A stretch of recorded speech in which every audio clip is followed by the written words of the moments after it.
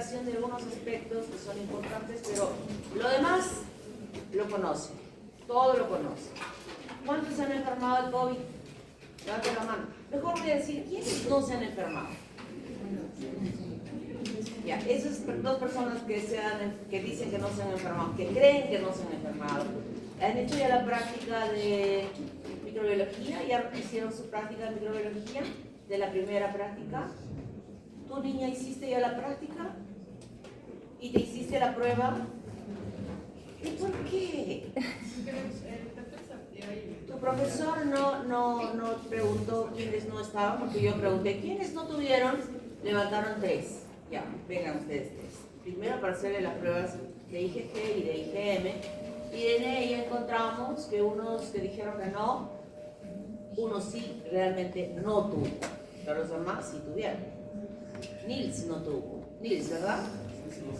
Nils, así, él dijo no tuve, y realmente no tuvo porque sus pruebas fueron negativas. Pero los demás que creían que no habían tenido, lo tuvieron.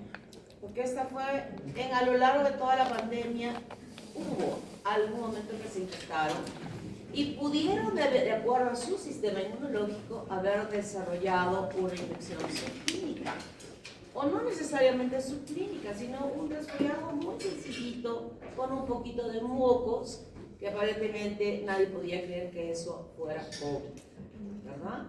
Entonces a todos nos hemos convencido que sí tuvieron y que ellos no supieron que tuvieron porque no se hicieron una prueba confirmatoria. Presumo que todos los que han dicho que han tenido se han hecho una prueba confirmatoria, ¿verdad? Todos. Los que han dicho que han tenido COVID, ¿se han hecho una confirmatoria con la prueba antigénica? ¿Sí? Sí, ¿verdad? Todos. Hemos ido a la farmacia y hemos hecho la prueba de confirmación de que hemos estado con COVID. Entonces, solamente hacer un recuerdo bien, para entender bien algunos aspectos que cambiaron tanto a lo largo de la pandemia desde el inicio, donde estábamos en pañales, no sabíamos nada, o sea, sí conocíamos el coronavirus, lo conocíamos definitivamente porque este virus sí producía infecciones, y las conocemos, produciendo infecciones respiratorias sencillas, pero no de esta magnitud en nuestro medio, pero sí de esa magnitud en otros medios, porque hubieron cuadros de epidemia en el Medio Oriente, por ejemplo, cuando produjo el MERS-CoV, que ya se dio gravísimo, o el SARS-CoV, que también fue gravísimo, con una mortalidad importante, y este nuevo coronavirus que ahora en nuestro medio ya no solamente es que produjo una pandemia, sino se ha quedado en forma endémica, e integrando el grupo beta. Entonces, el coronavirus, nosotros tenemos en esta imagen a un ARN que está cubierto por proteínas, que es la proteínas N de la nucleocápside, y en este recubrimiento externo está la envoltura con la proteína de membrana. Y estas espículas, la proteína Spike o S, que es la que se va a acoplar a los receptores de las células que van a ser infectadas. A la microscopía electrónica se visualiza de esa manera, y este genoma sintetiza todas estas proteínas que forman la estructura del virión, además de la proteína S. ¿Qué característica importante tiene este virus? ¿Cuál fue la característica importante que podríamos recordar de este virus? Que no en todos los pacientes se desarrolla un cuadro clínico, digamos, generalizado ni tan... Me refiero a la estructura, al comportamiento del virus. Podríamos decir que solo se adhería a los receptores identificados presentes en los pulmones y la... Sí, pero había algo muy típico del virus. A ver, aquella niña de atrás. Que mutaba constantemente. Hemos tenido N variantes que ya yo tenía una diapositiva que le he botado porque estaba así, todas las variantes del principio, y que esta hacía esto y que esta hacía lo otro. ¿Qué nos importa ya eso ahora? Ya no nos importa, porque sabemos que la que va a venir va a ser otra variante, y otra variante, y otra variante, y otra variante. Lo bueno fue que estas mutaciones que tuvo el virus fue a lo largo del tiempo restando con una capacidad infectiva importante, sí, cerró, que ahorita voy a explicar que cerró, se iba ampliando, pero cada vez que se ampliaba más, la potencia del daño del virus iba disminuyendo. Pero eso no quita, ojito, que esta capacidad de ir disminuyendo en su capacidad no permita que haya una nueva variante, una nueva mutación que se le ocurra hacer igual que al principio. Ojalá que eso suceda cuando yo ya esté. Y bueno, ustedes que están viviendo, ya han vivido esto, cuando tengan 50 años, 60, sepan cómo se puede manejar ya esto. Va a avanzar tanto. En una literatura leí que decía, aguántate 10 años más de vida. Certificadamente para mí, ¿no? 10 años más de vida, que después de los 10 años, ¿qué no vas a morir? Porque para todo va a haber solución. Pues me voy a aguantar 10 añitos para vivir. Pero tampoco es tan real, creo eso, porque las cosas cambian tanto y el comportamiento de este virus puede cambiar. Lo bueno es que estas mutaciones en este momento ha permitido que pueda disminuir su capacidad su potencia de daño, y entonces podemos tenerlo dentro de nosotros, ya no como un virus cualquiera o extraño que no va a volver, sino ya está viviendo acá en forma endémica. Y se están presentando casos, como vamos a ver en la estadística. Entonces el virus se acopla al receptor ECA2 que habíamos dicho, de la célula de linfocito tipo 2, y que ingresa dentro del citoplasma por endocitosis, ¿no? Se forma como un fagosoma, se libera del fagosoma y este genoma empieza a ser utilizado para la replicación del genoma, así como también para la síntesis de todas las proteínas que conforman la estructura del virión. Se ensambla el virión y es eliminado hacia el exterior. Y como les decía, hubieron casos bastante serios con mortalidades importantes, en este caso 776, 8.097 casos. Obviamente es abismal la comparación de los millones de personas que se infectaron y de los millones de personas que murieron cuando hablamos del SARS-CoV-1, donde el RO, que es la capacidad infectiva que tiene una persona de infectar a otras. ¿A cuántas personas podía infectar una que desarrollaba la infección? A 2 personas.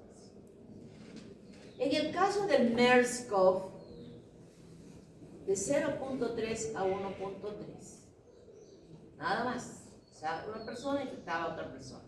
Y en el caso del SARS-CoV-2, 2 a 4 personas que podían infectar. Pero en nosotros, ese error es mucho más grande, como vamos a ver ahora. En estadística, 0. Falsa, mentira. Todo lo que dice esto que está sacado del internet, no es cierto. Todos los que, excepto esos 2 chicos que han dicho que no han tenido una prueba confirmatoria.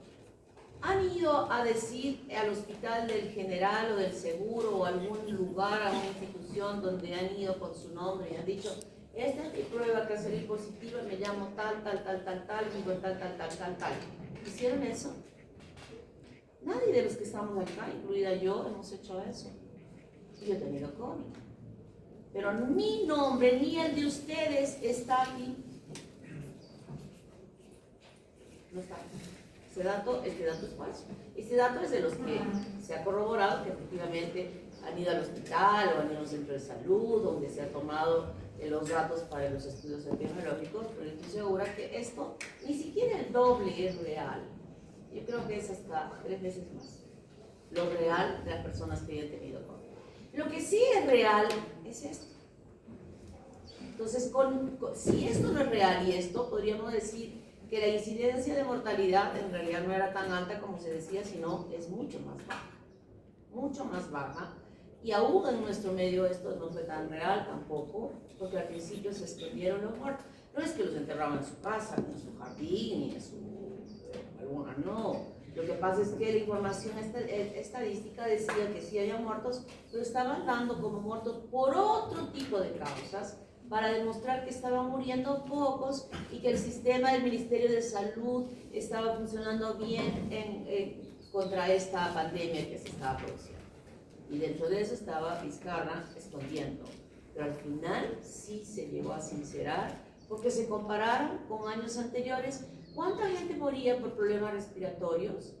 ¿Y cuánta gente moría ahora? ¿No? Entonces era pues tremenda la cosa. Pero estos que morían por problemas respiratorios, neumonía por Streptococcus pneumoniae, por influenza, por N causas, y aquí querían hacer, en este lado, como que este número alto de muertos estaba muriendo por neumonía, por estreptococo, por tuberculosis, por influenza, y no era cierto. Estaban muriendo por COVID. Entonces aquí sí, como nadie podía esconder sus muertos, y cuando se sinceró nuestros datos a nivel nacional, entonces ya se pudo conocer la realidad de la mortalidad que hubo y podía evidenciar nuestros sistemas de salud que estaban pues. Este es el RO del coronavirus, que fue, fue casi no tan a la mitad diríamos, porque hubieron variantes que una persona podía infectar hasta 5, hubo una variante que podía infectar hasta 6. Entonces eso hacía que se extendiera y se extendiera y se extendiera y se extendiera, a diferencia de lo que habíamos visto con el MERS-CoV, que era solo 1. Ese es el error, la capacidad de una persona enferma de poder ir a cuántas personas puede infectar. Y si nosotros ponemos 5, imagínense esos 5, a otros 5 y a esos 5, y en el tiempo corto se iba extendiendo masivamente la infección. ¿Se acuerdan cuando nos llegaban por el celular, por el WhatsApp, esas imágenes que nos decía que una persona que canta bota los virus a tanta distancia, una persona que habla a tanta, y así sucesivamente? ¿Se acuerdan? Cuarto de media. Ya sabían que iba a estudiar medicina. Ya debían estar ahí en el televisor. Yo al principio tenía mi cuaderno y decía, hoy día tantos muertos, hoy día aparecen tantos. Yo tenía mi libro de estadísticas, cuando empezaron a morir masivamente ya. Lo único que hice fue cerrarlos todos en las casas para no cerrar. La sintomatología la han sentido. Unos una cosa, otros otra cosa, unos de mayor intensidad, otros menor. De hecho, ustedes cuando se han enfrentado con el COVID, ha sido pues acá, no ha sido acá. Ya estaban vacunados y esa vacuna protegió a que la intensidad de la infección no fuera tan grave. ¿La vacuna evitó que nos infectásemos en el caso del COVID? No. Yo tenía 5 vacunas. Bueno, cuando la quinta fue después que me dio el COVID. Yo tenía 4 previas. Entonces, realmente la vacuna nos protegió en disminuir la intensidad de la enfermedad que se produjo, y cada uno tenía diferentes sintomatologías, y a lo largo de todos estos estadios que se clasificaron en la clínica, pudimos observar las respuestas del organismo, inicialmente pulmonar y luego todo el cuerpo, donde ese cuadro clínico fue pudiéndose identificar con esta prueba de marcadores inflamatorios importantes. Y la gente seguía muriendo, no se sabía qué estaba pasando. Hasta que en Italia, los médicos, ¿recuerdan que en Italia fue, digamos, uno de los primeros lugares donde masivamente moría la gente? No sé si lo recuerdan. Entonces los médicos allá dijeron, ¿de qué están muriendo? No sabemos de qué están muriendo. Y unos médicos muy avesados, tipo, ¿cómo se llama nuestro héroe nacional de la medicina? Daniel Alcides. Carrión, pero no tenemos que saber, no es que se inocularon ellos para saber, pero sí se protegieron bien y se metieron a anatomía patológica donde están los cadáveres, donde cada gente que moría les metía una bolsa negra, los quemaban, no se sabía. Entonces antes que los quemasen, hicieron necropsias, sacaron pulmón, pedacitos de pulmón, de cerebro, de todo lado de los tejidos para ser fijados, cerraban la bolsa y se iban a... ¿Quién abría una bolsa en ese tiempo de un paciente que había muerto con COVID? Nadie, ¿no? Los que llevaban los cadáveres estaban tan protegidos que un poco más y le ponían un candado ahí en el cierre para que nadie capturase. Pero esto logró observar, luego que se hicieron los estudios anatomopatológicos, que encontraron en todos los tejidos del cuerpo una reacción importante. Ustedes han escuchado esto que se llama tormenta de citoquinas que se producía en este cuadro clínico. ¿Cómo traducimos esa tormenta de citoquinas? Ahora que ya están culminando su curso de inmunología. A ver. Por lo que he hecho a Sam, Bam, Pique, Bolivia, ¿sabían eso, no? Le toca a Nils Osorio.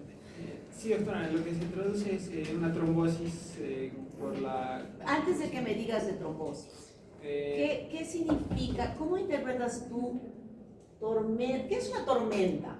¿Se acuerdan de la tormenta de polvo que vimos el año pasado acá? ¿Vieron la foto? Sí. ¿Se veía la carretera?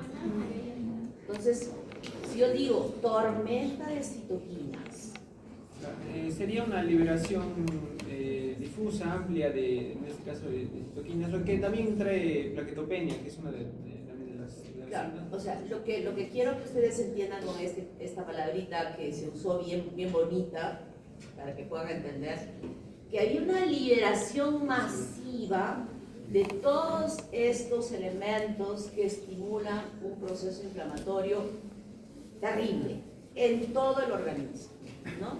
Y el resultado es lo que dice Nils, con esta esa tormenta de citoquinas en todo el cuerpo lo que va a hacer fundamentalmente es dañar el endotelio de los vasos sanguíneos de todo el cuerpo, porque cuando los médicos estudiaron, o los patólogos estudiaron los tejidos, encontraron en el hígado, en el pulmón, en el riñón, en todo lado, en el cerebro, estas lesiones producidas por este daño endotelial, que es lo que se observó. ¿Qué hace el endotelio dañado, Osorio, para que no estés triste? Colapso. A ver, ¿qué hace? El endotelio está íntegro, ¿verdad? Para que haya una circulación laminar dentro de ese vaso. ¿Qué hay, niña Itusa? ¿Genera microtrombos? Genera microtrombos porque está dañado, y como está dañado, lo que está liso está áspero. Y eso áspero hace que las plaquetas traten como si aquí hay algo malo, trataremos de curar, se van pegando. Y lo que se encontró fueron microtrombos en todos los vasos sanguíneos y un tejido que no tiene circulación. ¿Qué le pasa? Isquemia. Se va dañando progresivamente, daño en todos los tejidos, y eso era lo que mataba a las personas. Esa era la causa. O sea, yo diría, ¿el virus es el que mató? No. El virus no mató, el virus, la reacción propia del organismo. El virus sí tenía esa capacidad de estimular una tremenda respuesta inflamatoria y que se traducía en esto. Y el resultado de ese estudio permitió, ¿alguno tenía su familiar más grave del que ustedes han estado, obviamente? ¿Alguno? ¿Qué le ponían? ¿Qué le daban a su familiar? Sí. Dexametasona, no. A ver, Osorio. Enoxaparina. La enoxaparina es un Anticoagulante. Entonces apenas llegaba al hospital, les ponían, ¿y dónde le ponían? ¿Se acuerdan dónde ponían? En el estómago, ahí, alrededor del ombligo. Entonces el tratamiento era enoxaparina, un antibiótico para evitar una sobreinfección, y con esto y como una forma preventiva el tratamiento antimicrobiano, y para los mosquitos y para la fiebre salían los pacientes. Salían los pacientes. Al principio no se usó enoxaparina y por eso la gente moría. Eso fue lo que sucedió a lo largo de todo este proceso, que finalmente todas estas pruebas que hacíamos al principio, la IgG y la IgM, que era lo que era el alcance para poder hacer, no estaba muy bien, o no era un buen examen para hacer un diagnóstico. Los pacientes están tan mal, sin embargo sus pruebas, porque eso depende de cada sistema inmune, también de cómo responden la formación de anticuerpos, eso ya lo saben ustedes, pueden haber falsos negativos y salían negativos. Entonces, en esos momentos era la clínica la que primaba para hacer una atención a ese paciente. El paciente ya estaba todo con una saturación de 80 y no tenía ninguna prueba de IgG ni IgM positiva, nada. Entonces pasó luego el camino de decir, tenemos que detectar el virus. PCR. ¿Cuánto costaba el PCR? Mucha plata. Finalmente se quedó estabilizado en 200 soles y lo que en algún momento costó a 300 hasta 400 soles, ¿no? Y el seguro lo hacía, no lo hacía, todos decían la calle. Hasta que finalmente llegó esta prueba muy interesante de la prueba antigénica, que lo vendían hasta en las farmacias, que hicieron las pruebas, costaba 20, 30 soles, y que con ello podíamos confirmar con un valor mejor que de los anticuerpos, que iba variando a lo largo de todo este tiempo que teníamos nosotros de la infección.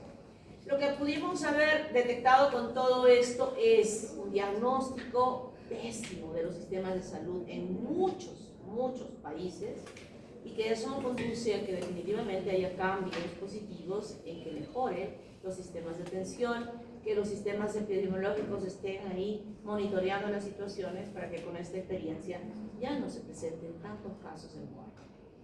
La toma de muestra que ha hecho llorar a algunos cuando les he tomado la práctica, porque querían vomitar, pero otros vi llorar a los chicos cuando sendas lágrimas les chorreaban por los ojos. Y eso que yo lo he hecho bien despacito, ¿eh? Acuérdense si alguien les ha tomado en un laboratorio como les hacían la prueba, les hacían así, suavecito, ¡zas! ¿No? Yo les he hecho suavecito y todavía han llorado. Bueno, no importa.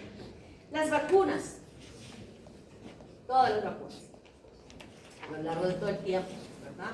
Yo tuve la suerte de usar al principio, que justo estaba viendo mi cartilla de vacunación el otro día, es Sinopharm, porque todos los médicos teníamos la opción de vacunarnos. Yo fui la primerita en mi familia de vacunar, mi esposo no es médico. Y decía, pero no hay tampoco para los esposos, no, solo para los médicos. Así es que primero usé esa y después la Pfizer. Las 5 dosis de vacunas que hasta el momento existen. Y los casos confirmados no se fue, he dicho al principio, es endémico. Miren, 2025 semana 39. Presente. Esto fue más elevado en este año 2025, entre enero y febrero. Siguen habiendo casos. Ningún caso en UCI de todos los que se han presentado, o sea que han sido atendidos, sí hospitalizados, pero no en UCI. Casos confirmados, ya sabemos que esto es falso, esto es verdadero. Las vacunaciones que se han aplicado, yo estoy acá. ¿Ustedes dónde? ¿Aquí? ¿Aquí? ¿Cuántas dosis han recibido? Puedo preguntar, ¿alguno de ustedes no se ha vacunado una sola vez? ¿No tiene ni una sola vacuna? Todos se han vacunado, ¿verdad? Hubo un profesor que enseñaba BGM, muy buen profesor, excelente profesor, pero entre su conocimiento y su aptitud, dijo, no me vacuno. Cuando volvimos a la pandemia, un requisito importante era que nosotros enviásemos la constancia de que nos habíamos vacunado para volver a la universidad. Y obviamente él no tenía. Entonces no fue ya incluido dentro de la plana docente. No, y felizmente no se ha enfermado, ¿eh? No se ha enfermado, él está vivo, pero por el contrario hubo una doctora muy hermosa, muy bonita, que trabajaba en el seguro, que tampoco quiso vacunar. Que no, por gusto, que es una tontera. Ella era, su especialidad era ella era radioterapista. Y se murió. Se murió después, cuando ya todo el mundo estaba vacunado y todo eso, se murió porque no quiso vacunarse. Uno no murió, pero el otro sí, la otra sí murió. Y esto, creo que es lo que debemos rescatar de todo lo que hemos visto, algo que ustedes es posible que lo puedan hacer, ¿no? Evitar el hacinamiento. He visto las fotos del 31 en la calle San Francisco. ¿Qué es esto? Pobrecito San Francisco, al fondo de toda esa masa humana de la San Francisco, que estaba ahí al fondo de la iglesia de San Francisco. San Francisco ahí de la puerta había estado haciendo así, ¿no? Bendiciéndolos a esa masa humana. Si hubiera COVID en este momento, imagínense cómo hubiera sido, toda esa gente hubiera muerto. Porque estaban tan... ¿Qué estoy viendo esto? Sacando ahí las fotos. Qué terrible. Pero sí hay que rescatar. Y algo que me da mucho gusto cuando veo a algunos de ustedes aquí en la clase con su mascarilla, de un concepto que lo hacen, creo yo, bien, porque no quieren infectar a sus compañeros, ¿no? Pero también bien, porque cuando uno está resfriado, baja su sistema inmunológico y puede adquirir infecciones agregadas bacterianas. Entonces, protege y se protege. Algo que ojalá nunca desaparezca y sigan teniendo esa cultura de protección del entorno y de uno mismo. Y esto. Estornudo acá. Y lavado de las manos. Algo que se están olvidando, porque yo creo que están comiendo sin lavarse las manos. Me van a decir que no, yo los veo, van a la cafetería y están comiendo ahí. Mejor diré, estamos comiendo. Porque yo también me he olvidado. ¿Alguna pregunta hasta aquí? ¿Algo diferente, algo especial? Creo que está claro, ¿verdad? Ese fue lo que pasó con nosotros.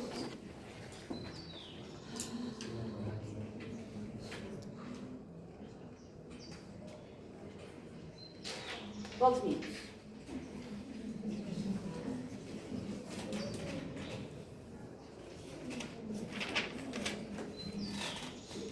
Este es un virus, una familia de virus que incluye a varios, que son los virus más grandes. Ya se los han explicado en la clase cuando no estábamos estudiando específicamente a un virus, al molusco contagioso, que también han hecho ya su presentación del caso clínico, y al monkeypox, ¿verdad? Monkeypox. Este es un virus grande y forma sus viriones en el citoplasma de las células, formando inclusiones muy grandes que se llaman los cuerpos de Guarnieri. Y tenemos varios géneros. El primero, el moluscopox virus, quiero que lo incorporen como en su presentación de responsabilidad social, porque se transmite por relaciones sexuales o por contacto íntimo.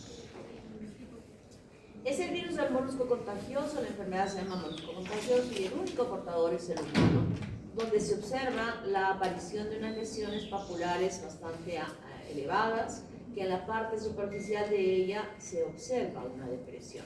Esta depresión en la parte superficial es muy importante porque nos ayuda a hacer los diagnósticos comparando con otro tipo de lesiones que puedan aparecer en la piel. No compromete plantas ni palmas de las manos. Esta es la imagen que tenemos, diría la mejor esta, que puede aparecer en los genitales o en alguna parte del cuerpo. Y en los niños suele aparecer. Y en los niños suele aparecer porque una persona adulta puede estar infectada y con su mano infectada tocar a los niños, que a los niños aparece aquí por la cara o el cuello. Y este niño que tiene su sistema inmune todavía recién permite que pueda desarrollarse la infección. Género ortopoxvirus, aquí está el virus del búfalopox, el portador es el búfalo de agua, el enfermedad búfalopox, y las personas que están en contacto con estos animales, que trabajan con ellos o que puedan estar expuestos a ellos, pueden desarrollar estas lesiones que son pustulares en las manos. Ahora vamos a ver la imagen. Virus cowpox, roedores, ganado y otros animales de gran tamaño. Enfermedad cowpox. Y aquí la lesión es una úlcera que se forma en aquel lugar por donde se introdujo el virus. Y las personas pueden autoinocularse en el ojo y las lesiones aparecer en ella. El virus del monkeypox, de los monos, el reservorio de los monos, pero ayer me estaban me decían, no, ahora que eso no es cierto, que son las ardillas, y me han estado peleando ahí. Que yo lo siento mucho, pero se llaman monkeypox. Podemos cambiar el nombre. El virus de la vacinia, ahora lo vamos a ver un poco más amplio. El virus de la vacinia, vacas, cerdos y conejos, como enfermedades produce la vacinia gangrenosa o la vacinia generalizada o el eczema vacinal. Este virus es muy importante, no por el cuadro clínico que desarrolle, sino porque fue usado como vacuna para eliminar una enfermedad que era muy grave y con altísima mortalidad a nivel mundial, que es el virus de la variola, que produce la enfermedad de la viruela. Y permitió la erradicación absoluta de la viruela en la faz de la Tierra, excepto el virus está en dos lugares, uno en un laboratorio en Estados Unidos y otro en un laboratorio de Rusia. ¿Por qué estarán ahí? Ya nos estamos imaginando por qué están allí. pero en este momento podríamos decir que este virus no existe en ninguna población de nuestro planeta. También vamos a ver cómo son las lesiones. Entonces, las pústulas, quiero que agreguemos un conocimiento más. Hemos hablado de las máculas, ¿verdad? Que eran manchas de diversos colores, pero que no tenían elevación en la piel. Luego hablamos de las pápulas, que sí son lesiones que hacen relieve sobre la piel de diferentes tonalidades y podríamos denominar en nuestro lenguaje común las ronchas, ¿no? Esas ronchitas están elevadas cuando tocamos la piel. Luego hemos hablado de las vesículas, que son contenidos que tienen un contenido seroso. Puede ser por nuestra vasación de vasos o del líquido intersticial, y se emiten estas lesiones que están cubiertas de la piel. La epidermis tiene varias capas, ¿verdad? Entonces las vesículas son como una separación del estrato espinoso, permitiendo que este contenido de este líquido seroso. Luego hablamos de las costras, que cuando se secan estas lesiones, ya la epidermis como que se reseca y forma las costras. Y hemos conocido y también entendemos lo que es una ampolla, que es como una vesícula, pero grande, mucho más grande. Y ahora agrego esta denominación de pústula. Esas vesículas ya no están con un contenido seroso, sino con un contenido purulento. El color de esa vesícula, ya no le llamamos vesícula por eso, es de este color medio amarillento, de color beige. Y cuando hablamos de estas pústulas, decimos pústulas sépticas y pústulas asépticas. Y decimos pústulas asépticas cuando el origen de esa lesión es de origen viral. Y cuando hablamos de pústulas sépticas, quien ha desarrollado esto es una bacteria. ¿Está claro? Entonces ya estamos aprendiendo, estamos sumando a su curso de dermatología que van a hacer dentro de medicina 1, dermatología, medicina 1, y que van a estudiar allí. Entonces, cuando su profesor de dermatología les pregunte, oye, ¿y cuál es? O les muestre ahí en su paciente, ¿cómo describes esta lesión? De rápido van a recordar, cuidadito que se queden calladitos y digan, ¿cómo? ¿Que no les ha enseñado? Nunca hemos escuchado. La típica de ustedes, ¿no? Entonces, mira. Entonces, en este caso, el Buffalopox aparecen estas lesiones pustulares. En el Cowpox hemos dicho que se forman como unas úlceras, ¿verdad? El Monkeypox, lesiones pustulares que se parecen a la viruela, así era la viruela. Las lesiones así, y en algunos casos, como el caso que me han presentado ayer de una persona con VIH que está todo el cuerpo, que parecía, yo en ese caso hubiera pensado, si no supiéramos que la viruela ha sido erradicada con esas características, viruela. El paciente estaba así llenito todo su cuarto de estas pústulas que se ven en el monkeypox. Esto puede suceder en nuestro medio, son fotos en nuestro medio, perdón, donde aparecían estas pústulas en manos de pacientes. ¿Cuáles fueron reportados en el Perú? Fueron varones, no hubo mujer, cuando hubo la mayor incidencia en el 2022, varones, homosexuales, trabajo, estilistas. Uno murió porque tenía de fondo, estaba infectado con el virus de VIH. Aparece hasta en la boca, miren, y no solo en la boca, sino en las mucosas, o en los genitales también, o en parte de la piel. Este es el caso más alto que se obtuvo, más como 3.700 casos en el 3.000, casi 3.700 en el 2022, de ahí ha bajado, pero ojo, 2025 hasta ahora, 5 casos. O sea que todavía hay, que podemos estudiar, no podemos bajar la guardia, el número de funciones, los hombres, una mujer era la que estaba ahí. ¿Cómo se transmite? Se transmite por contacto directo con los animales o con objetos, toallas, vasos, lo que se pueda uno poner en... ¿A qué nos ponemos nosotros cuando vamos a la peluquería? A la toalla, si nos hacen algún arreglo en el pelo, algo tenemos que hacer, ¿no? Podemos contaminarnos ahí. Contacto muy cercano, íntimo con las personas, puede ser con la propia erupción o con las costras o con los fluidos corporales. Y también puede haber con secreciones respiratorias, con un contacto muy cercano. Y puede transmitirse verticalmente. El cuadro clínico, el prodromos es común a todas, casi la mayoría de las infecciones, y aparecen luego las máculas, las pápulas planas y rojas, vesículas, pústulas y costras, que van a ceder en 2 a 4 semanas, se van secando y el paciente puede curarse. Y mueren muy pocos. En ese caso de ese chico que murió, estaba con HIV de joven. Ni siquiera estaba con SIDA, pero sí estaba infectado con el virus del VIH y eso facilitó o acentuó más el cuadro clínico. Igual que el caso que me dijeron los chicos ayer, era un paciente que estaba con SIDA y se murió rapidísimo.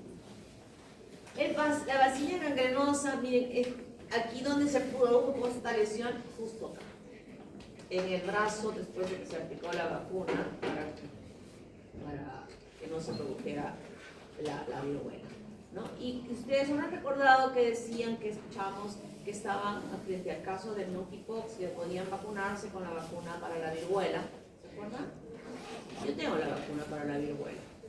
Yo estaba libre de que el monkeypox no pudiera hacer algo, pero en algunos países donde la incidencia es mayor, el monkeypox se está utilizando la vacuna de la vaccinia para evitar la posibilidad de que se desarrolle esta infección.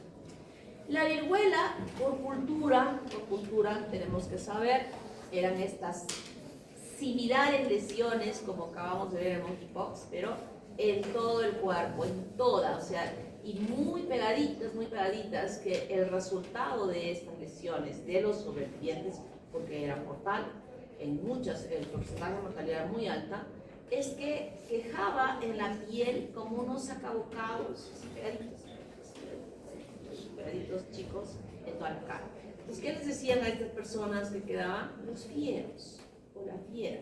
Esta señora del restaurante de las fieras, ¿conocen? Mariano Vergara, las fieras, que les dicen las fieras. Yo vi a la señora, ya murió la mamá de esa señora, era la mamá de lo de los guisos, de costumbres, ¿cuál es el restaurante más grande que hay en la avenida Dolores? ¿Qué es famoso? La tradición. O sea, la tradición, los guisos y costumbres. La mamá era la señora que decían que el restaurante era las fieras, que queda en Mariano Vergara. Esa señora, yo la vi a la señora y no tenía este aspecto. Tal vez la mamá de ella, de esta señora, pudo haber tenido estas huellas, por eso se quedaron con esa denominación de las fieras. No creo que haya sido esa denominación de las fieras porque eran así fieras, ¿no? Debe haber sido por algo de esto. Entonces, el compromiso bastante abrupto, con fiebre, pialgias, erupción, esta erupción muy característica. El diagnóstico podía hacerse de estas maneras. De la imagen que tenemos de este niño que está, es esquemático, es real, miren cómo está. Totalmente en su cuerpecito. Es la foto que vimos ayer del paciente con HIV y Pox, era igual. Género para Pox virus, el virus del nódulo de Milker, el portador del ganado, la enfermedad nódulo de Milker. La descripción es una lesión pequeña y no ulcerosa en las manos. El virus de OR, ovejas y cabras, el LOR, pues se llama así la enfermedad, que aparece como una lesión única o varias, no muchas, exclusivamente en alguna parte que es de color rojo intenso, rodeada de un halo alrededor. El halo es el intenso. Aquí está el nódulo de Milker. Y el halo, miren cómo se ve totalmente enrojecido, que le aparece en la punta de la nariz de un contacto que había podido tener con este virus. Yatapox virus, el virus Tanapox, no se conoce quién sea el portador, pero sí que parece ser que es un artrópodo el que transmite a través de un piquete, y en ese piquete, donde ha picado el artrópodo, se produce una pápula umbilicada en ese lugar. Ahorita vamos a ver la imagen. El virus Javapox, el portador son los monos, la enfermedad se llama Javapox, y se produce un histiocitoma benigno, una tumoración que empieza a aparecer ahora en el lugar donde se introdujo el virus. Esta es la lesión que se produce en Anapox. Entonces, de este grupo, doctora, ¿para qué nos enseña todo eso? Sí quiero dos. Quiero que estudien bien al monstruo contagioso y que también estudien bien al monkeypox, que puede, no se puede. Acá de Arequipa hubieron casos de monkeypox, así que no es algo de que estemos hablando que no se conoce. Y también conocer que la vaccinia es la vacuna más importante que erradicó la viruela, y por cultura también tenemos que conocer a la viruela. ¿Alguna pregunta hasta aquí?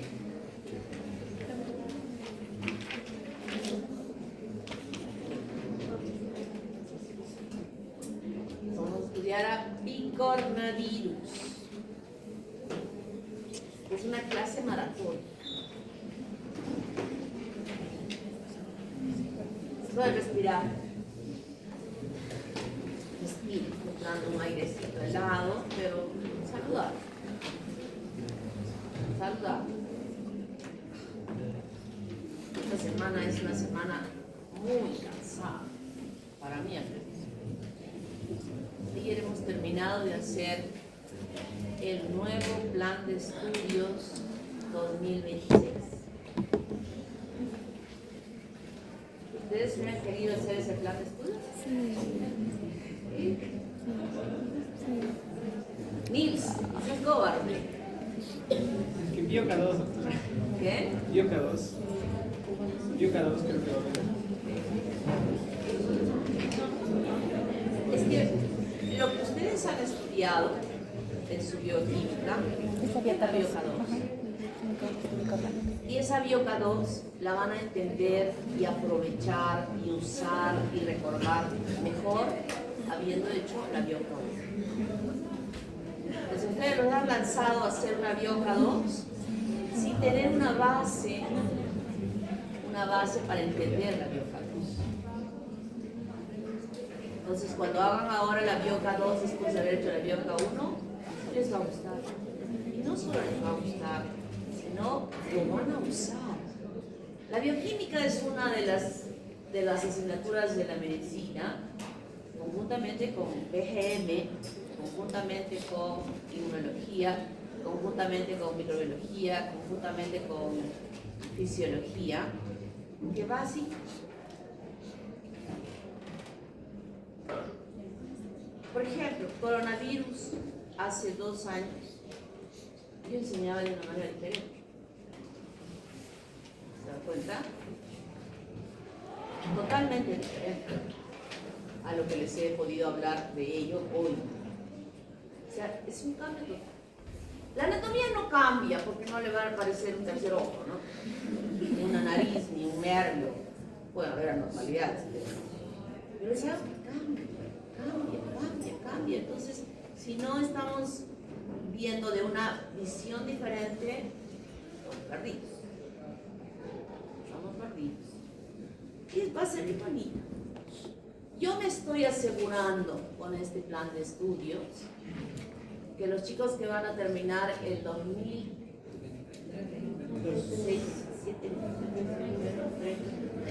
el 31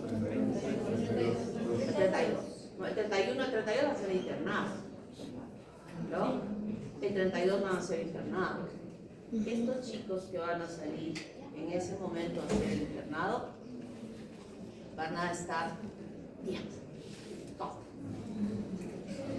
Y esa es la única manera hoy, pienso yo, honestamente, de competir frente a las... El próximo año dice que va a haber otra escuela de medicina acá en México. La UTP. De la UTP. Exacto. Católica, San Pablo, Continental. San Martín, Continental. Entonces, con calidad, con un nivel de excelencia, podemos competir. Y que diga que nosotros seamos la Católica, un referente de medicina, como sucede en Lima. ¿Quién es referente de medicina en Lima? Cayetano. Nosotros nos convirtamos en Arequipa como la Cayetano. Y quien tiene que hacer eso Son ustedes. Son ustedes, los alumnos. Pero un alumno que demuestre que está bien preparado. Un alumno que no es flojo, que no duerme 9 horas, que no duerme 8 horas, que no procrastina 3 horas al día, que se dedica a estudiar. Yo se los he dicho, yo creo que todos ustedes, absolutamente todos ustedes, todos están con la capacidad de poder ser excelentes. ¿Cuál es la diferencia? ¿Cuál es la diferencia? ¿Cuántos son los duermes? Sí. ¿Cómo se trata de medicina por dormir 6? Los psicólogos me van a decir, ¿cómo puede decir eso a los alumnos? Los alumnos tienen que dormir, los jóvenes tienen que dormir 8 horas. En tu escuela dormirán 8 horas, en la mía no. Claro, psicología, no quiero decir que sea, pero es más sencillo, sí, en cuanto a los cursos. Chicos, sacrifíquense unos cuantos añitos, ni siquiera toda la carrera, sacrifíquense. Este sacrificio que ahora puedan tener en relación a ocupar su tiempo de joven que les gusta pues divertirse, ¿no? Todos somos hijos, yo también soy joven. Claro, mi diversión era muy sana a comparación de la de ustedes. Pero, si hacen el esfuerzo ahora, que les va a costar, yo sé que les va a costar, en el futuro lo van a gozar. Y lo van a gozar y van a ser felices cuando terminen su carrera, sus años de aquí, se presenten a una especialidad, ingresen, terminen su especialidad siendo jóvenes y viajen y compren su carrito y compren su departamento. Ya, ahora sí me puedo casar. Pero cuando hayan logrado todo eso, y ustedes dirán, ay, no se puede. Claro que se puede. Si lo quieren y se proponen y lo entienden que así debe ser, lo pueden hacer. Se puede. Se puede hacer, chicos, se puede. Voten esa pereza. Duerman menos. Pueden dormir sus 6 horas, pueden. Pero si no procrastinan, 3 horas en el día. Si están sonceando ahí en el día, pueden con toda certeza que pueden dormir más. Pero si no, yo siempre digo de dormir menos porque me extrapolo a mi persona. Jamás he podido estudiar de día. No podía. Mi estudio era 10 de la noche, pasaba a las 12, sí, pasaba a las 12 ya. 1, 2, 3 de la mañana. Feliz. Bulle por acá, nada por acá. Facilita. Pero si a las 12 de la noche caía. Nadie me movía. Esa era mi hora.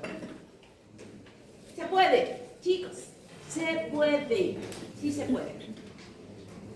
Los retos. Están retados, Quiero pura nota probatoria en la tercera fase. Ya saben. Y aquel que no tenga nota probatoria, le resto 2 puntos.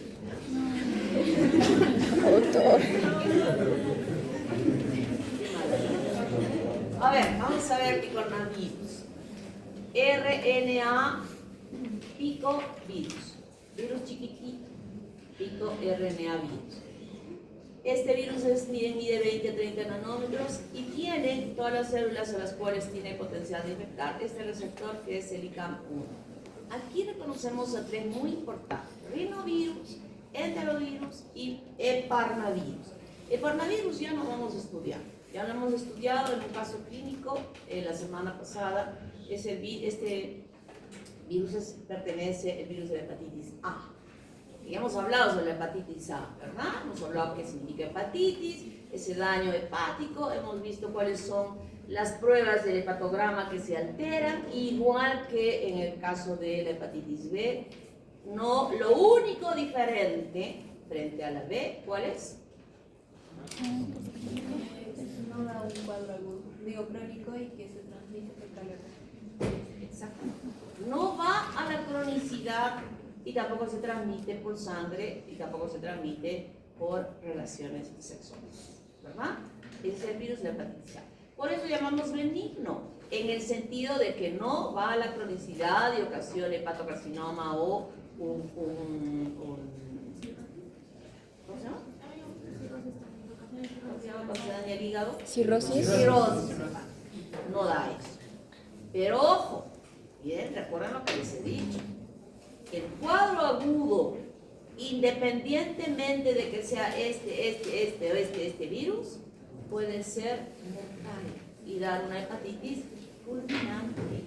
Que la transaminasa se eleve al techo no es de la hepatitis B y C o D solamente. Al techo puede irse la A también. ¿Estamos? ¿Puede haber un cuadro subclínico con la A? Puede haber.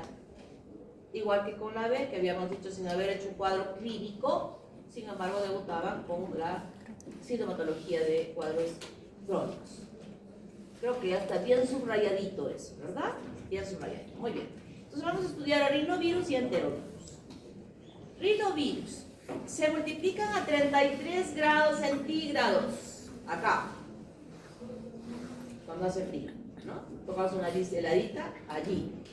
Se necesita un inóculo pequeñito, ingresa por vía nasofaringea al inhalar, al tocar con mi mano con virus mis ojitos a través de la mucosa. Cuando agarré esto y me chupé el dedo o mi lapicero, cuando agarré el macrométrico y el micrométrico del microscopio que algún griposo está manipulando y que luego me toca los ojos, me puedo tocar, ¿no? Puede ingresar. Y el cuadro clínico es catarro. Este es un cuadro clínico que hay mucho moquito. Se congestionan los conductos nasolacrimales y las lágrimas pueden chorrear. A veces hay un poco de fiebre, un poquito, usualmente no, mucho estornudo. A veces duele la garganta un poquito y a veces también un poquito de cefalea. En la epidemiología, este cuadro está todo el año, no solamente cuando hay frío. Y, como dije, es aerosoles, es contacto de manos o es vómites o fonitis. Tratamiento sintomático. ¿Antigripal? No. Necesito solo, en este caso, ¿qué cosa? Antihistamínico. Nada más antihistamínico, ¿no? Pero cuando vamos a la farmacia siempre nos compramos nuestro antigripal, que es otra cosa. Y entre a eso quiero que hagamos ya esta diferencia, después vamos a estudiar al otro virus, pero quiero que comparemos. Agente, coronavirus. Este coronavirus nosotros lo conocíamos haciendo estos cuadros sencillos de resfriado, hasta que nos llegó el COVID. Rinovirus y otros virus. Tiempo de incubación de 48 a 72 horas, como dije, fiebre a veces. Dolores musculares no, cefalea a veces, dolor lumbar no, estornudo muy frecuente, irritación ocular frecuente. Esa irritación es por el cierre del conducto nasolacrimal congestionado y que este lagrimeo enrojece el ojo. Secreción nasal muchísimo, como dije, dolor en la garganta o un dolor al pasar, no. Diferente al gripe. Agente virus de la influenza B y C, pero en incubación de 18 a 36 horas, fiebre muy alta, dolores musculares terribles, y no solo musculares, a veces articulares, cefalea intensa, dolor lumbar, estornudos muy pocos, irritación, a veces secreción nasal un poco menos que en el caso anterior, odinofagia, sí, aquí dice a veces, pero sí. Con el otro cuadro, ¿puedo venir a clases? Sí. No me importa que contagien mis compañeros, yo voy a clases, no quiero clases. Y en este otro lado, ¿tengo ganas de ir a clases? No, me quiero tomar en la cama, me duele todo mi cuerpecito, no quiero. Pero hay una pastillita, ahí sí el antigripal, y el antigripal tiene analgésicos y antihistamínicos. Y los analgésicos alivian todas estas molestias. Y el analgésico, que es el Panadol, también es antipirético. Baja la fiebre, ya su cuerpo está medio arregladito y viene. Y hay moquitos pocos. y con un gran potencial de transmitir la infección. Entonces estos chicos conscientes, algunos, se vienen con su mascarilla. Es que yo los venero porque realmente están haciendo una buena acción.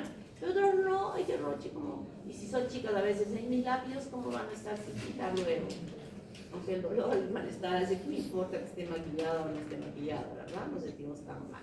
Pero quiero ahora que empiecen a hablar con propiedad.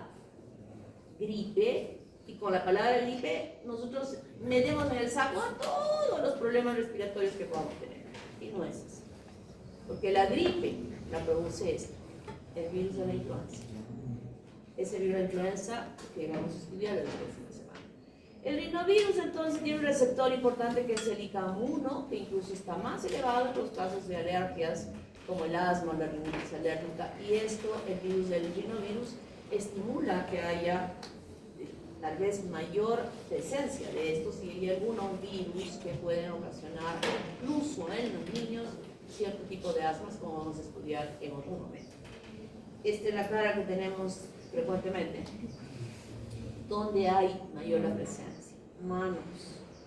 Felizmente que ahora ya no es como antes que los varones usaban, y nosotras también usábamos pañuelitos, ¿no? Bien planchaditos. Bueno, los chicos no, los caballeros con su pañuelito acá, pero las mamás les ponían pañuelitos a sus hijos. Cuando estaban resfriados, el pañuelito estaba tan mojado que un poco más exprimíamos y caía, y las manos llenitas de virus. Las manos iban por toda la puerta, en el macrométrico, en el micrométrico, y por todo lado, y era un mecanismo de transmisión muy rápido. Enterovirus, poliovirus, aquí están el poliovirus, el coxsackie-virus y el EPI. Estos tres virus ingresan por vía oral o nasofaringia también, e inicialmente afectan el tejido linfoide a lo largo de todo ello, y cuando llegan al intestino más caudalmente, las placas de Beyler. En este lugar se van a replicar nuevos viriones que hacen una siembra hematógena que se llama viremia, y en el caso de la polio, estos virus van a llegar a la médula espinal y ubicarse específicamente en los astas anteriores, donde se encuentran las neuronas motoras, dañándolas, traduciéndose luego esto en parálisis. Y hay una buena respuesta inmunológica con la presencia fundamentalmente de IgA, que es la que se estimula cuando utilizamos las vacunas frente a esta infección. Entonces, las enfermedades que se presentan, parálisis. Y cuando hablamos de parálisis, pueden ser cuadros que no necesariamente quedan definitivos, porque hay algunas situaciones producidas por los diferentes tipos de virus que están aquí, que pueden tener una reversión de esa parálisis con el tratamiento correcto, pero lamentablemente no suele suceder esto con mucha frecuencia. ¿Por qué? Porque para la polio existe una vacuna que no llega a lugares alejados porque debe seguir la secuencia de la cadena del frío. Y no hace esta, como ya hemos dicho muchas veces, que las vacunas no evitan que nosotros no nos infectemos, evita que no nos enfermemos, pero no que no nos infectemos. Entonces nosotros podemos seguir infectados, el virus está en este momento, estoy segura que si hiciéramos un PCR de polio, acá, siquiera 1, 2 o 3 están con polio. O sea, el virus aquí en su orofaringe. Entonces la gente suele ir a estos pueblos donde hay niños que no están vacunados y se exponen a ellos y el niño adquiere la infección. Y vamos a seguir teniendo, mientras nuestro sistema de salud no permita que las vacunas lleguen hasta las áreas más alejadas, la Clínica San Juan de Dios va a seguir llegando a ella a atender y a rehabilitar a niños con polio. Y no solo acá, sino ustedes ven en Lima cuando hacen las campañas de la Clínica San Juan de Dios, ¿cómo se llama eso que se hace? Se dona plata. Teletón. Teletón es para la Clínica San Juan de Dios, que es una cadena a nivel nacional para apoyar a estos niños de bajos recursos y que llegan a estos lugares. ¿Y de dónde llegan? De lugares alejados, ¿no? Entonces, ¿quiénes participan aquí? Polio 1, 2 y 3, raramente estos que quiero que los entiendan bien porque los voy a poner acá en el examen. Meningitis, síndrome meningio igual, ecocox y polio también y enterovirus participan en la producción de esta meningitis y encefalitis también. Son dos cuadros clínicos diferentes. Meningitis creo que lo conocemos re bien. Afectación del recubrimiento de estas membranas que están protegiendo al sistema, a la masa encefálica. Y encefalitis es cuando está afectada la misma masa encefálica. ¿Puede haber una meningoencefalitis? Claro que sí, claro que puede haber, pero en este caso estamos separándolas porque podrían estar siendo ocasionadas por otro tipo de relación ahí. La encefalitis, fiebre, somnolencia, coma, convulsiones. Se afectan más con las convulsiones cuando hay encefalitis. Enfermedad neonatal, muchas enfermedades que pueden inclusive parecer sepsis bacterianas por el cuadro clínico que llegan a presentar. Igualmente están involucrados todos estos serotipos. Carditis, miocarditis y pericarditis con fallo miocárdico. Aquí muy importante el COX B1 y B5. Este daño que se hace en el corazón de los niños pueden dejar secuelas a futuro. Generalmente es en los niños. Algunas veces puede presentarse también en personas adultas cuando tienen algún problema inmunológico que permita que pueda llegar hasta ahí. Herpangina. Y hemos hablado de la herpangina producida por el virus del herpes, ¿verdad? Estas lesiones que aparecen en la mucosa oral y faríngea, donde son como puntitos rojos que aparecen allí y que dificultan la succión o el pasaje de los alimentos. Entonces, no solo el herpes puede estar involucrado en el desarrollo de este cuadro, sino también este virus, todos estos serotipos de estos virus. Enfermedad boca, mano, pie. Esto lo mostramos un ratito luego para que mejor explique. Coxsackie A16. Exantema, morbilliforme o rubeliforme, no pruriginos. Esto es lo que les decía cuando hablábamos del herpes tipo. ¿Qué herpes producía exantema? 6 y 7. Entonces decía que los niños tienen una etapa prodrómica con fiebre, malestar, inapetencia, etcétera, etcétera, etcétera, y van al pediatra y el pediatra examina, nada por aquí, nada por aquí, nada por aquí, nada por aquí. Señora, mañana pasado va a tener una erupción en su cabeza. Este doctor no sabe nada, ¿cómo va a ser así? Bueno, le va a usted dar estos pastillitas y exactamente así. Ay, ese doctor adorable, ¿cómo sabía que iba a suceder? Y no hay pierde. Cuando se hace su examen, tiene fiebre, su orina está limpiecita, su hemograma no está así terrible y no le encuentro, lo examino el pediatra. Si todos los médicos fueran como los pediatras cuando hacen el examen físico, porque en el examen, en el anamnesis estamos fritos, ¿no? El niño no habla. ¿Ustedes escucharon cuando el doctor, yo les invité a que fueran a esa conferencia del doctor Vera? ¿Qué dijo el doctor Vera? Cuando hablábamos de simulación y ¿qué dijo? ¿Se acuerdan? ¿Qué dijo? Que algunos estaban rechinando por lo que él dijo. Él dijo lo siguiente: el muñequito, el simulador, no habla. Pero sí, pues, agarramos, porque esto no podemos hacer en el paciente, ¿no? Entonces el bebé es como ese muñequito simulador que no habla. Y el pediatra tiene que, con lo que examina, por eso digo, sí, y él examina desde aquí hasta la punta del pie. Por ahí. Lo examina bien. Dice, ya, voy a pedir estos exámenes. Generalmente el pediatra va a pedir un hemograma y una orina. Porque no hay ni eso, no tiene diarrea. ¿Qué le voy a pedir exámenes? Entonces ahí no tiene nada. Señora, erupción. Conocemos dos, conocemos la escarlatina producida levante la mano. Streptococo piógenes. Tenemos mononucleosis infecciosa, que también puede haber exantema. Y van a haber varios. Se tiene que ayudar con otro tipo de elementos en el entorno. clínicamente, anamnésicamente, epidemiológicamente, familiarmente, todas las mentes. Todas las mentes. Acuérdense cuando estén en su pueblo, no hay laboratorio, no hay rayos X, no hay nada. Es su IA, su estetoscopio, su tensiómetro, lleven su saturómetro, por favor, que puede servirles para ayudarles a pensar frente a qué estoy. Entonces, uno de ellos es este, producido por estos serotipos. Conjuntivitis hemorrágica. Una cosa es ojo enrojecido y otra cosa es hemorragia. Se le baja el párpado y se ve sangre ahí debajo de la conjuntiva pulvar. Rojo, sangre. Otra cosa es esta roja, también producida por estos serotipos. Pleurodimia. Este es un dolor intensísimo que las personas sienten en esta parte del cuerpo.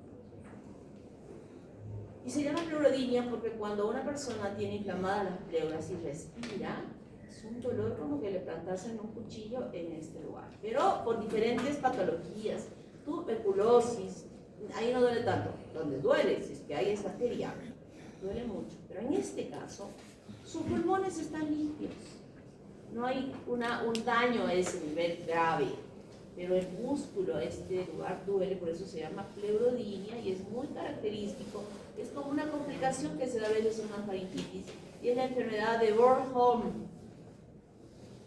Cuando viene acá, nosotros pensamos, examinamos nada, radiografía, nada, normalita la radiografía y le sigue doliendo acá, pleurodimia, virus.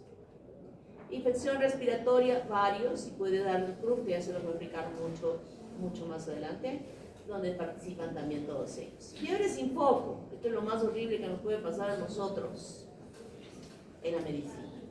Y cuando lean su libro de Cecil de medicina interna, van a encontrar páginas y páginas y páginas de fiebre sin foco. Todo está bien, aparentemente, todo, y fiebre.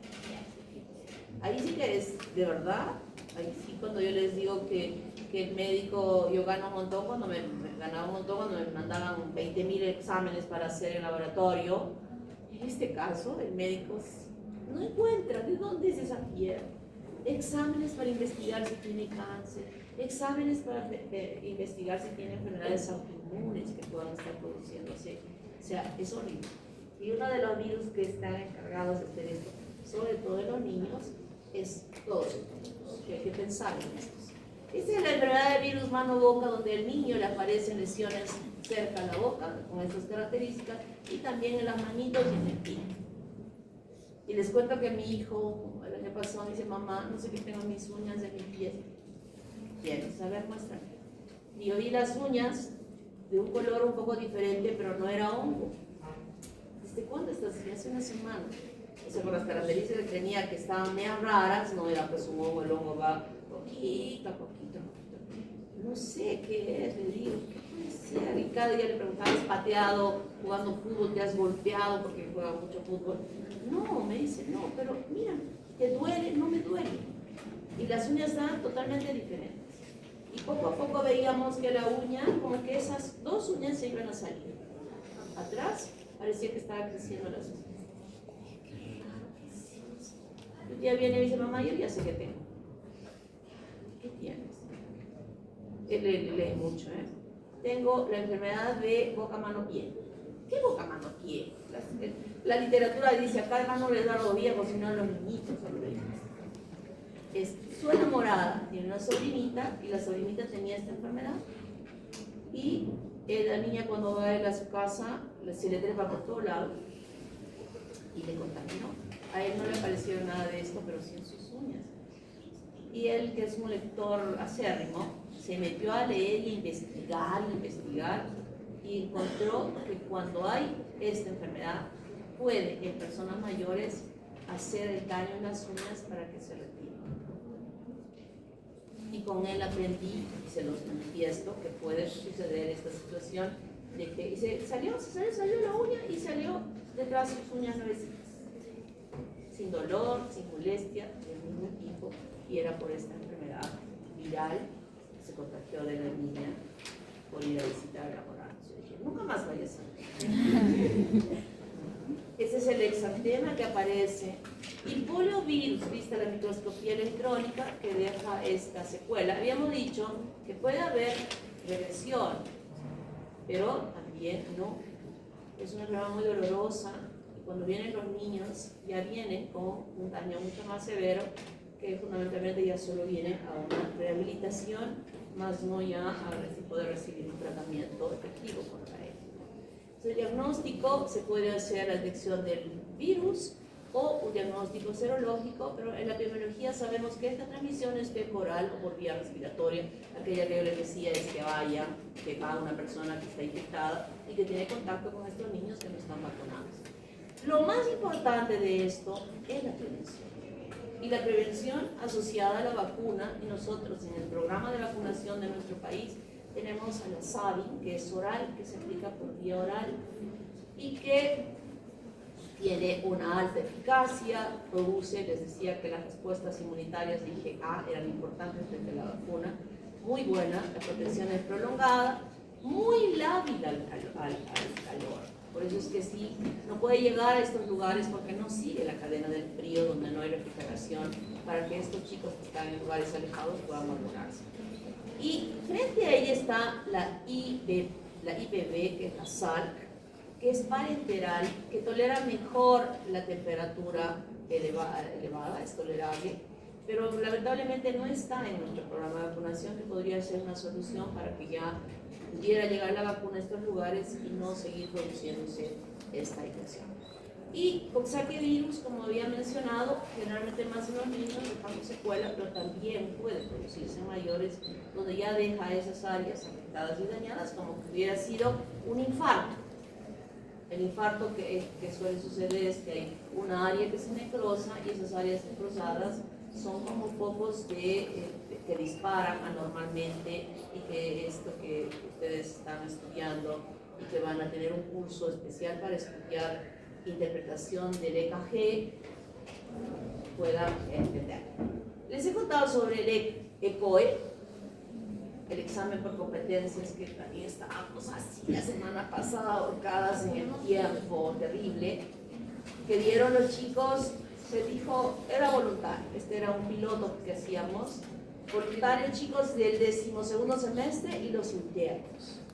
Y en el aula ese que tenemos en el I, abajo, el primer piso, que hay diferentes habitaciones chiquititas, se crearon 10 consultorios con 10 pacientes, con 10, los chicos eran 10 chicos, tanto de una promoción y 10 del otro, con evaluadores. ¿No? Entonces, un caso fue de apendicitis, el otro caso que pusimos fue lectura de un electrocardiograma en un caso de infarto, y tenían que leer la curva. Un caso de cetoacidosis diabética, un caso de flujo vaginal, fue un caso muy chistoso, flujo vaginal. El otro caso fue paro cardiorrespiratorio en adultos, como manipulaban en los simuladores que tenemos, y en niños. Entonces los chicos iban rotando 15 minutos en cada caso. Y el evaluador evaluaba desde aquello que yo les iba corrigiendo en las prácticas, que a veces dicen, ay, esta doctora tan pesada, pero cuando dice enseño, buen día, eso es serio. A veces está riendo, ¿por qué te ríes? Puedes reír, estás frente a un paciente. Y eso se evaluó ahí, todo, de cómo se presentaban, cómo saludaban al paciente, toda la actitud de desenvolvimiento con el paciente, cómo les preguntaban cómo iba. El evaluador no decía boca cerrada, solo hacía su check, porque tenemos ahí, se hacía una serie de preguntas para ver si están cumpliendo bien o no en los exámenes igual. Una niña que salió de una de las estaciones, había dos descansos, sentó en la silla y empezó a llorar. Una chica era del 12º semestre. Estaba tan nerviosa, y esto no era con nota, en México, que es la doctora que ha venido, nos ha indicado de que esto se hace para darles el título profesional. Quien no aprueba el ECOE no va. Así es que es muy posible, ya no con ustedes, pero vamos a seguir introduciendo este sistema de evaluación para que cuando ustedes sepan que la cosa es así, ¿cómo van a estudiar desde el principio? Bien, ¿no? Bien. Y lo más, al final, lo que se dio era que los chicos del segundo semestre estaban, esos chicos, ¿no? Chicos que se presentaron, estaban mejor preparados, tenían un mejor trato con el paciente, tenían más empatía, o sea, todo bien. Y los que están terminando el internado, también dije, bueno, esos chicos que han venido del internado no han venido, pues no eran los del general, los del Goyeneche, sino han venido de otros lugares donde van por ranking los que no son los mejores. Yo quería que vinieran los del general, pero no les daban permiso, pues. Yo quiero del general. Llamamos, no. Los del seguro, no. Entonces uno de estos, y había uno que era el centro, un papá con su hijita, para que vayan a explicarles sobre las vacunaciones. ¿Saben qué hizo este alumno? Uno de los alumnos cuando llegó ahí. Me dijo, doctor, yo quiero saber cuándo es el programa de vacunación de mi hijito. El papá. ¿Y saben qué le dijo el interno? Vaya a la enfermera que ella le explique. así textualmente. Y me estoy viendo a la señora que estaba con flujo, porque el flujo dice que el alumno le dijo, mire, yo creo que, y ella le dijo, es profesora acá. Y ella me dice, pues yo he leído, porque me iba a tocar, yo he leído, bien he leído, y dice que le dijo, ¿cómo que yo creo que, doctor? Usted me tiene que dar seguridad en lo que me está diciendo y en el tratamiento que voy a usar. Usted no puede estar dudando. Los chiquitos salían de ese, todos descuadrados, porque el paciente pues les reprochaba lo que decía, ¿no? Pero fue una experiencia muy bonita, particularmente a mí me encantó, y con vicios del 60% que lo vamos a aplicar. Lo vamos a aplicar. La exigencia, ya saben cuál es mi eslogan, ¿no? ¿Cuál es mi eslogan? El alumno rinde hasta lo que el profesor le exige. El alumno rinde hasta donde el profesor se lo exige. Y yo él lo ha puesto en la guía de prácticas. ¿Han leído ahí en la guía? No. Yo he escuchado toda la vida y he dicho eso. Así que ya saben, chicos, ya no van a ser de esa generación de los exigidos. Y finalmente, que no me va a alcanzar el tiempo, pero en la siguiente clase lo voy a grabar bien grabadito, que se lo voy a pasar. Vamos a hablar sobre este grupo de virus muy importantes, que son, en primera instancia, togabilidad. Togabilidad es para despertarlos. Es un virus estérico. Tiene su envoltura y las espículas están aquí, las glicoproteínas E1 y E2, las que van a acoplar a los receptores. Tiene una nucleocápside icosaédrica, su genoma es RNA. Miren, se replica en el citoplasma y madura por gemación en el retículo endoplásmico. ¿Se acuerdan que les decía las membranas, las unidades de membranas vienen de diversas membranas? Esta viene de ella y del aparato de Golgi. Es ahí donde utilizan o van a cubrirse de la envoltura. Aquí la enfermedad importante es la rubiola, que ya la hemos estudiado en embriología. También se le llama sarampión alemán y es una enfermedad que tiene un exantema maculopapular o macular solamente, pero tiene linfadenopatías. Y estas linfadenopatías, que es el crecimiento de los ganglios, es un elemento importante de diagnóstico porque se ubican aquí. Son retroauriculares. Entonces, cuando nosotros estamos observando a un niñito con un exantema, rápido nuestras manos deben venir aquí, además que hay otro tipo de características que se llegan a observar. Es benigna en los niños, pero cuando da en los adultos no lo es. Hay algunas complicaciones articulares. Y lo más grave de todo esto es el síndrome de rubiola congénita, que nosotros ya hemos estudiado en embriología y que yo voy a poner un caso clínico donde diga en tal mes de gestación, quiere decir en la semana tantos de gestación. gestación, mujer se infecta con el virus de la rubiola y no está vacunada. ¿Cuáles son las malformaciones que puede presentar? Pero ¿cómo me vas a contestar si todavía no te he dicho la semana? No, pero que... podría decir las informaciones. No pues, porque todavía no te he dicho la semana. Ya, te digo la semana. 36 semanas de gestación. ¿Qué vamos a ver?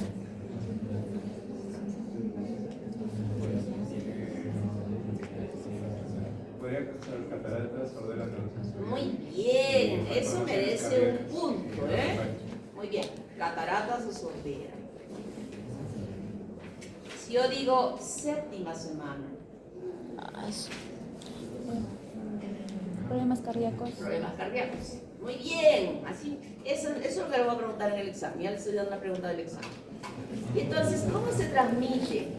Después de que el niño nace, rubiola postnatal, estas son estas personas que están infectadas, o sea, no antes, sino se pueden infectar por secreciones nasofaringeas y se produce este exantema morbiforme que cubre toda la superficie del cuerpo y no es confluente.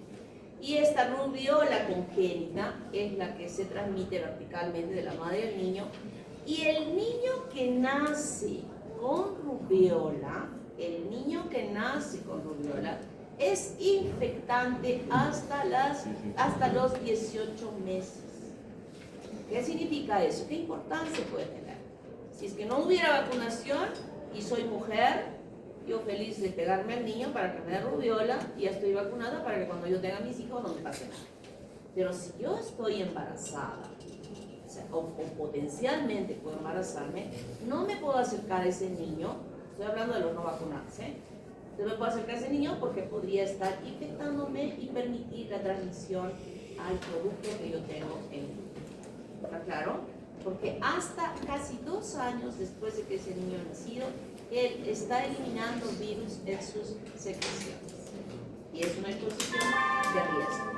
Entonces el virus ingresa por la nasofaringe, compromete la vía respiratoria, hay una viremia, llega a los ganglios linfáticos y también a los órganos del res y a otros tejidos, y en la piel se produce este exantema puntiforme, no confluente, y como dije, aquí detrás va a haber estos vanos. Además, puedo visualizar en el paladar enantema petequial. Ya había dicho, exantema es piel, enantema es mucosas. Entonces eso es lo que podemos nosotros ver. En el caso de las personas adultas puede incluso dar artritis. El diagnóstico diferencial muchos: sarampión, dengue, que vamos a ver ahorita, escarlatina, por lo que me dijo la niña, streptococopiosis, mononucleosis infecciosa, exantema súbito, roseo infantil. O sea, hay varias situaciones que podrían estar mostrando eso.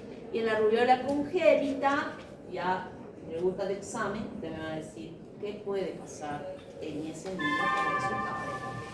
Las manifestaciones en las mujeres puede incluso producir un aborto espontáneo o muerte intrauterina, y todas estas malformaciones que nosotros ya las hemos estudiado. Y las más importantes son los daños cardíacos que puede tener, o digestivos, o auditivos, o de los ojos, que ese niño puede tener, e incluso endocrinos. La inmunidad oral es importante y se va a dar fundamentalmente por la producción de anticuerpos en el caso de que nosotros ya usemos esta vacuna que ya ustedes la han recibido. O sea, ustedes en su programa de vacunación ya han recibido esta vacuna, SPR, que está asociando sarampión, parotiditis y rubiola, que han recibido a los 15 meses de haber nacido. ¿Ya? O sea, ya no hay riesgo de que ustedes puedan tener rubiola, por eso ha bajado muchísimo la incidencia desde que se está utilizando esta vacuna. Flaviviridae.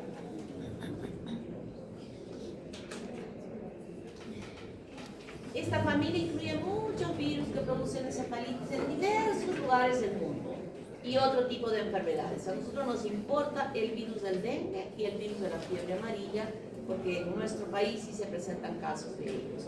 Aquí en Sudamérica se presentan. El dengue es transmitida por un vector que son los mosquitos Aedes, Los reservorios son monos y humanos, y en el caso de la fiebre amarilla es el mosquito Aedes y el Haemophilus en el ciclo selvático que tiene el virus en su evolución. Igual monos y humanos también.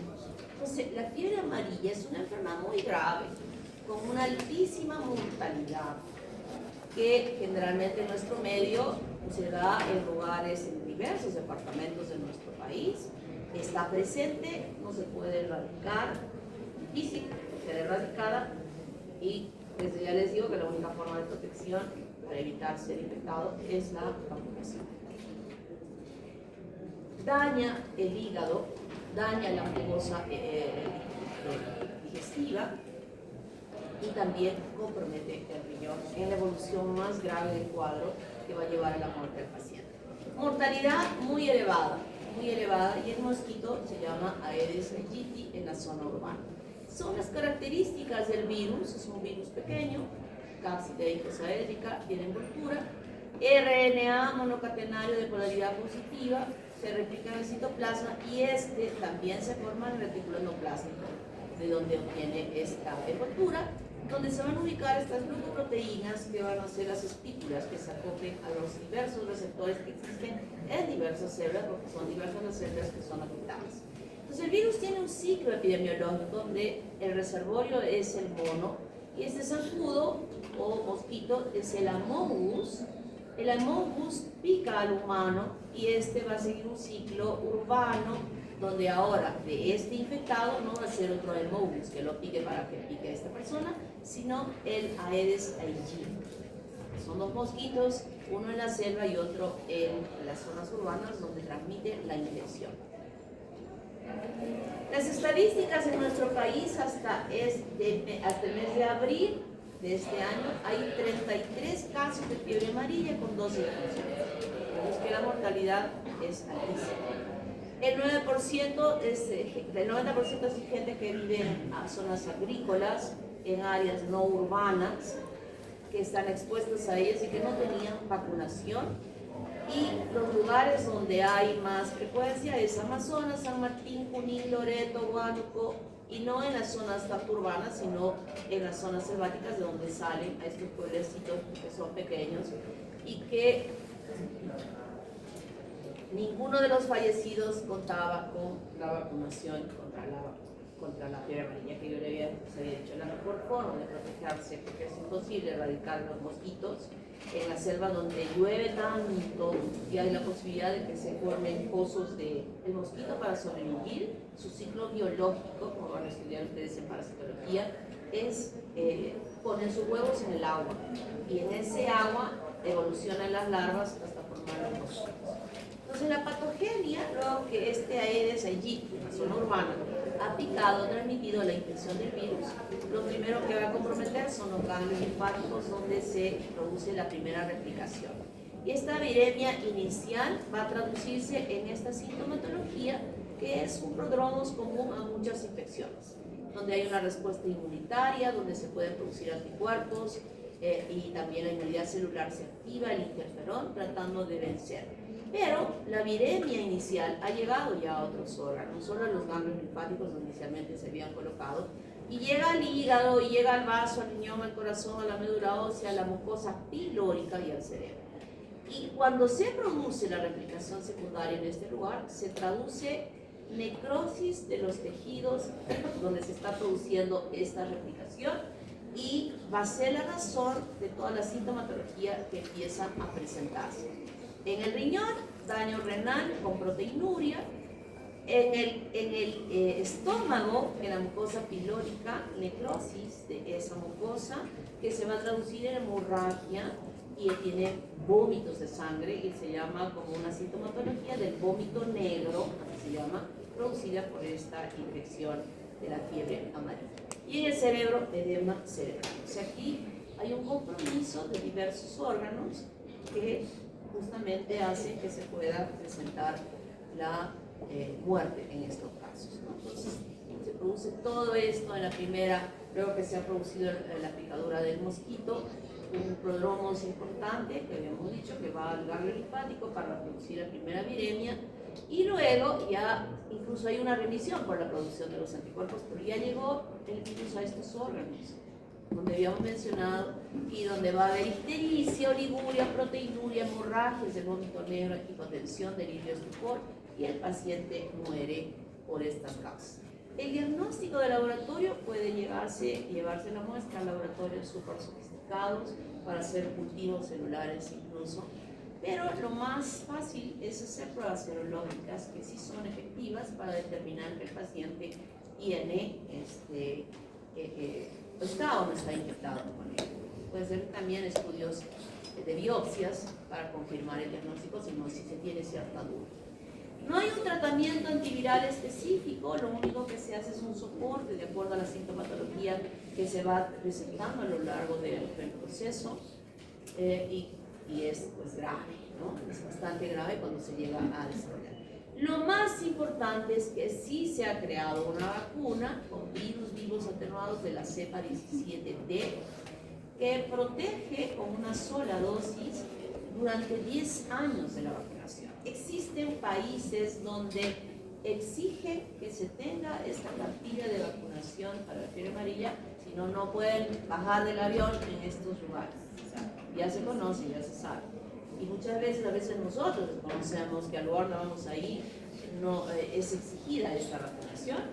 Y cuántas veces mucha gente ha sido bajada del avión y no les ha permitido subir porque simplemente no tenían la vacunación. Pero ojo, 10 años.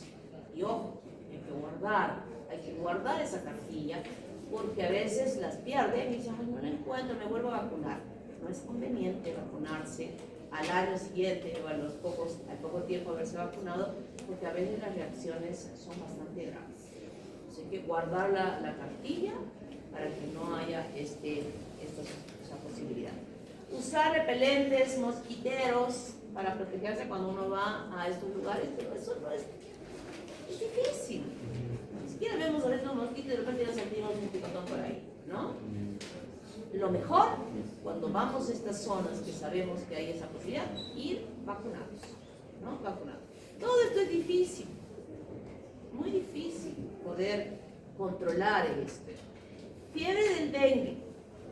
Creo que hay que eso se los va a pasar bien grabado. Bueno, ¿ya? Para que lo escuchen. Ya tengo la grabación bien puesta de la